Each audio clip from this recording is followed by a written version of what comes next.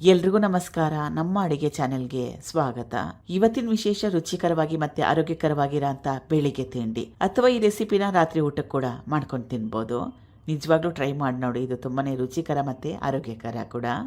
ಮೊದಲನೇ ಸ್ಟೆಪ್ಪಲ್ಲಿ ಪಾತ್ರೆ ತಗೊಂಡಿದ್ದೀನಿ. 1/4 kg ತೊಗರಿ ಬೇಳೆ, ಹೆಸರು ಬೇಳೆ, ಕಡಲೆಬೇಳೆ, ಹೆಸರು ಕಾಳು, ಕಡಲೆಕಾಳು, ನಿಮ್ಗೆ ಯಾವ ಕಾಳು ಇಷ್ಟ ಆ ಕಾಳನ್ನ ಉಪಯೋಗ ಮಾಡ್ಬೋದು. ನಾನು ತೊಗರಿಬೇಳೆನ ಉಪಯೋಗ ಮಾಡ್ತಾಯಿದ್ದೀನಿ, ಎಲ್ಲರ ಅಡುಗೆ ಮನೆಯಲ್ಲೂ ಸುಲಭವಾಗಿ ಸಿಗುತ್ತೆ ಅಂತ. 1 ರಿಂದ 2 ಸಲ ಚೆನ್ನಾಗಿ ತೊಳಿಬೇಕು, ಕ್ಲೀನ್ ಮಾಡ್ಕೋಬೇಕು.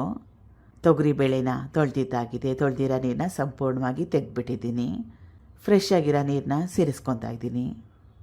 ಈಗ ಇದನ್ನು ಸುಮಾರು 1 ಅವರ್ 1 ಗಂಟೆಗಳ ಕಾಲ ನೆನೆ ಹಾಕಬೇಕು.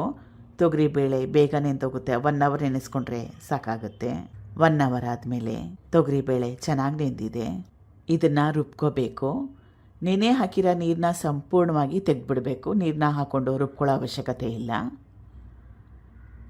ಹಸಿರು ಮೆಣಸಿನ್ಕಾಯಿ 3 ರಿಂದ 4 ಖಾರನ ನಿಮ್ಮ ಇಷ್ಟದ ಪ್ರಕಾರ ಕೂಡ ಸೇರಿಸ್ಕೋಬೋದು.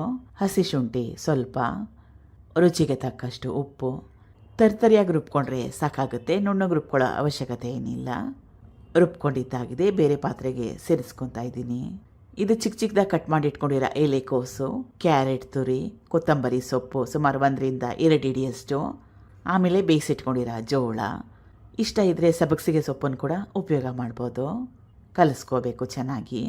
ಉಂಡೆ ಕಟ್ಟ ಅದ ಇರಬೇಕು, ಆ ಕನ್ಸಿಸ್ಟೆನ್ಸಿಯಲ್ಲಿ ಕಲಿಸ್ಕೋಬೇಕು. ಇದು ಆ್ಯಕ್ಚುಲಿ ನುಚ್ಚಿನುಂಡೆ ರೆಸಿಪಿ ಥರನೇ ಅಥವಾ ಹಬೆ ವಡೆ ರೆಸಿಪಿ ಥರ. ಇದನ್ನು ಸ್ವಲ್ಪ ಡಿಫ್ರೆಂಟಾಗಿ ತರಕಾರಿಗಳನ್ನ ಜಾಸ್ತಿ ಉಪಯೋಗ ಮಾಡಿ ಮಾಡ್ತಾಯಿದ್ದೀನಿ, ಮತ್ತಷ್ಟು ಆರೋಗ್ಯಕರವಾಗಿ ಮಾಡಲಿಕ್ಕೋಸ್ಕರ. ಇದನ್ನು ಮತ್ತಷ್ಟು ಸ್ವಲ್ಪ ಡಿಫ್ರೆಂಟಾಗಿ ಟೇಸ್ಟಿಯಾಗಿ ಮಾಡಲಿಕ್ಕೋಸ್ಕರ ಎಲೆಕೋಸಿನ ಎಲೆಯಲ್ಲಿ ವ್ರ್ಯಾಪ್ ಮಾಡ್ತಾಯಿದ್ದೀನಿ, ಸ್ಟಫಿಂಗ್ ಮಾಡ್ತಾಯಿದ್ದೀನಿ. ಎಲೆಕೋಸಿನ ಎಲೆ ಮನೇಲಿಲ್ಲ ಅಂದರೆ ಇದಕ್ಕೆ ಬದಲಾಗಿ ಬಾಳೆ ಎಲೆ ಮೇಲೆ ಮಾಡ್ಕೋಬೋದು. ಬಾಳೆ ಎಲೆ ಜೊತೆಗೆ ಸ್ಟಫಿಂಗ್ ಮಾಡ್ಕೋಬೋದು, ಅಥವಾ ವೀಳ್ಯದೆಲೆ ಕೂಡ ಉಪಯೋಗ ಮಾಡ್ಬೋದು ಇದಕ್ಕೋಸ್ಕರವಾಗಿ. ಅದು ಕೂಡ ಆರೋಗ್ಯಕ್ಕೆ ಒಳ್ಳೆಯದು. ಇದನ್ನು ಸ್ಟೀಮ್ ಮಾಡ್ಕೋಬೇಕು 15 ನಿಮಿಷ ಹೈ ಫ್ಲೇಮ್ನಲ್ಲಿ. ಈಗ ಸ್ಟೀಮ್ ಆಗಿದೆ, ಹಬೆಯಲ್ಲಿ ಬೇಯಿಸ್ಕೊಂಡಿದ್ದಾಗಿದೆ. ಕಾಯಿ ಚಟ್ನಿ ಜೊತೆಗೆ ಸೂಪರ್ ಟೇಸ್ಟಿಯಾಗಿರುತ್ತೆ. ಟ್ರೈ ಮಾಡಿ ನೋಡಿ. ಈರುಳ್ಳಿ ಚಟ್ನಿ ಜೊತೆ ಕೂಡ ಚೆನ್ನಾಗಿರುತ್ತೆ. Thank you for watching. ಧನ್ಯವಾದಗಳು.